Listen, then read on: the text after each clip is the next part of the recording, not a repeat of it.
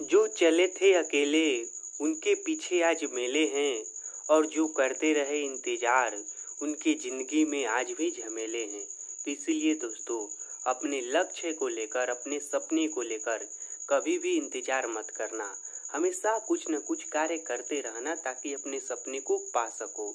और तो इसलिए दोस्तों, लाइफ में अकेले चलने से कभी भी मत घबराना, क्योंकि जो अकेले चलते हैं वही दुनिया को बदलते हैं। तो चलिए अब कुछ नया सीखते हैं। तो देखिए, यहाँ पर मैं आप लोगों के लिए एक ऐसा मैथ का प्रश्न लेकर आया हूँ, या यूँ कहे कि ऐसा एक मैथ का पहेली लेकर आया हूँ जिसको सॉल्व करने में दिमाग का दही हो जाएगा। जी हाँ, आपका दिमाग घूम जाएगा कि इसको हम सॉल्व कैसे करें। देखिए, यहाँ पर यह प्रश्न है, दो ब्रैकेट का चिन्ह है, बीचवा में प्लस है, उसके बाद बराबर में 8 है।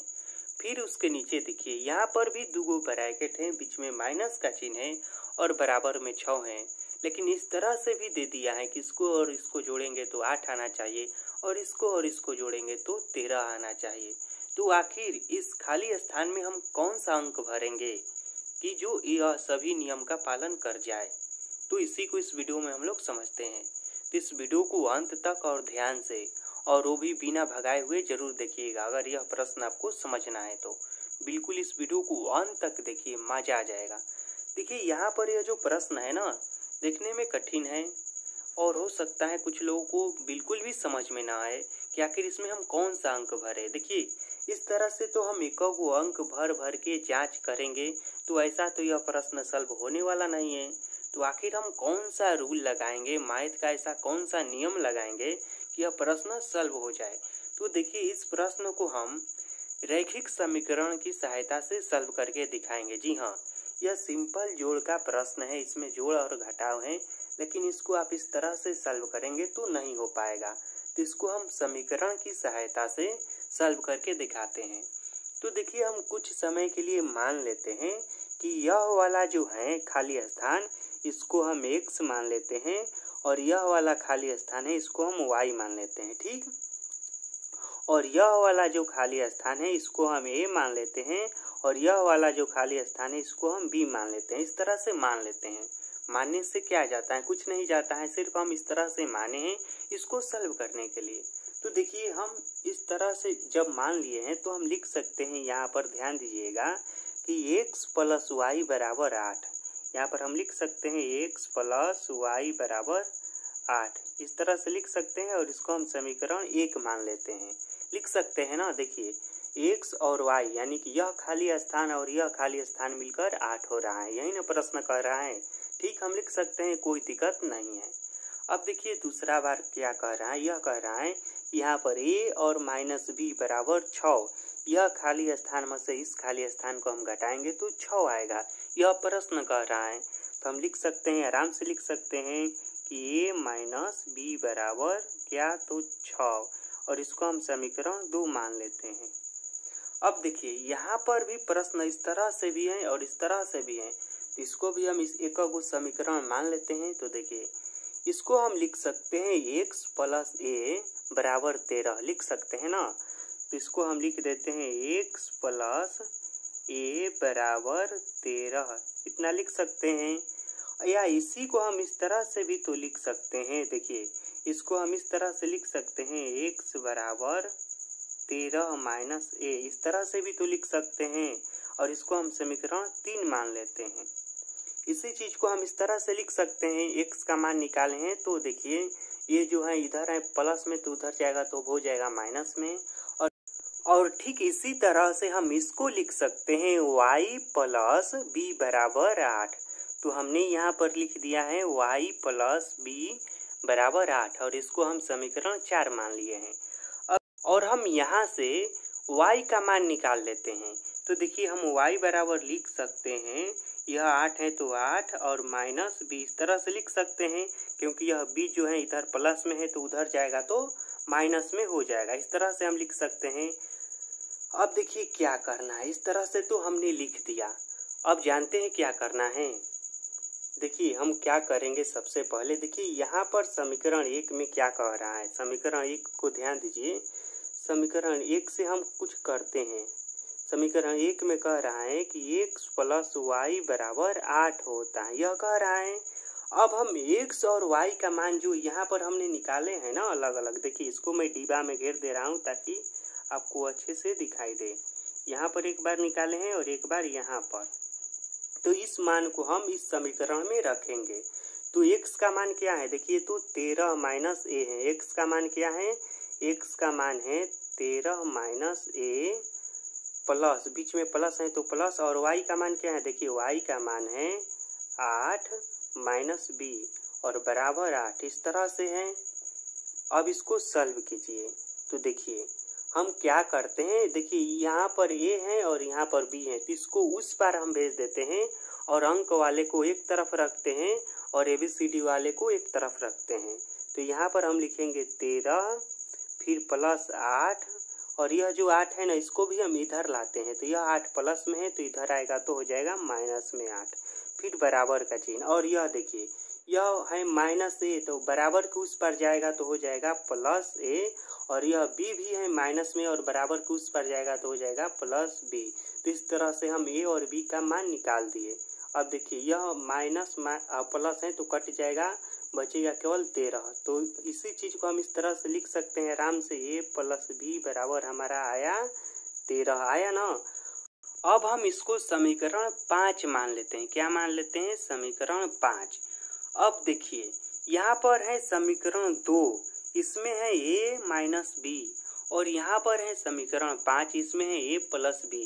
तो देखिए अब हमारा जो प्रश्न है ना यह आधा बनकर तैयार हो गया है। अब जानते हैं सिंपल सा क्या करना है, समीकरण 2 को और 5 को जोड़ देना है। तो हम यहाँ पर लिखेंगे समीकरण 2 प्लस 5। अब इन दोनों को जोड़िए तो देखिए a माइनस b बराबर 6 है, और समीकरण 5 जो है यह है a प्लस b बराबर 13, ठीक। और इसको क्या करना है, जोड़ना है। तो हम जोड़ देते हैं तो देखिए a में a जोड़ेंगे तो 2a होगा, फिर प्लस का चिन्ह, और देखिए यह प्लस और माइनस है तो प्लस माइनस रहता है और एक ही अंक रहता है तो कट जाता है, यह कट गया। तो यहाँ पर हो गया 0 बराबर, इसको हम जोड़ देते हैं तो 6 और 3 9 और यह 1। तो देखिए क्या आया, यह आया 2a बराबर 19, इसलिए a बराबर आया देखिए 19/2, या इसलिए हम इसको और आगे बढ़ाते हैं तो a बराबर देखिए क्या आ गया, a बराबर आया, इसको भाग दीजिए और दशमलव मिलाइए, जो पूरा सही आंसर होगा उसको करते हैं हम। तो देखिए हम 19 में 2 से भाग देंगे तो जानते हैं क्या आएगा, दीजिए भाग, तो ये कितना बार में जाएगा, 9 बार में 18 होगा, और फिर 1 होगा तो 5 बार में चला जाएगा, यानी कि 9.5 आएगा जब हम इसमें भाग देंगे तो देखिए हमारा a का मान निकल गया। अब एक मान निकल गया है ना, तो इसी मान को हम अलग अलग समीकरण में रखेंगे तो हम सभी का मान निकालेंगे। अब देखिए हम इसी मान को कैसे अलग अलग समीकरण में रख के और इन सभी का मान निकाल लेते हैं। तो हमारा a का मान आ गया कितना, 9.5। अब हम b का मान निकालते हैं, और इसको निकालने के लिए एक और आसान तरीका जान लीजिए। जिस समीकरण में a और b है ना उसमें रखिए इस मान को। तो देखिए समीकरण 5 में a और b है, तो हम समीकरण 5 में क्या करते हैं, समीकरण 5 में क्या रखते हैं, b का मान रखते हैं। तो देखिए यहाँ पर a का मान क्या है, यह समीकरण 5 पहले लिख लेते हैं। तो समीकरण 5 है a प्लस b बराबर 13 है, तो a का मान है 9.5 प्लस b बराबर 13। तो b को हम उधर भेजते हैं या इसी को हम उधर भेजते हैं तो क्या हो जाएगा, देखिए b बराबर हो जाएगा 13, और यह प्लस में है तो माइनस हो जाएगा 9.5। अब इसको घटा दीजिए, तो घटाओ तो आता होगा ना आपको दशमलव पर का, तो घटाएंगे तो देखिए क्या हो जाएगा, यह हो है 13 है ना, तो इसको हम इस तरह से घटाएंगे। देखिए दशमलव का घटाव भी यहाँ पर सीख लीजिए, नहीं तो गड़बड़ हो जाएगा। तो इसको हम लिखेंगे यहाँ पर 13.0 और इसको लिखेंगे 9.5, और इस तरह से करके घटाएंगे। इस तरह से दशमलव का घटाव किया जाता है। तो यह 0 जो है इससे हासिल लेगा तो हो जाएगा 10, और 10 में 5 घटेगा 5 बचेगा, और यह जो 3 था ना तब हो गया है 2, यानी कि यह अब 12 हो गया है, और 12 में 9 घटेगा तो बचेगा 3। तो इसका मान आया क्या, 3.5। b का मान क्या आया, b बराबर आ गया हमारा 3.5। अब देखिए हमने ए का मान निकाल लिया है, बी का मान निकाल लिया है। अब हमें किसका मान निकालना है? तो अब हमें एक्स और वाई का मान निकालना है।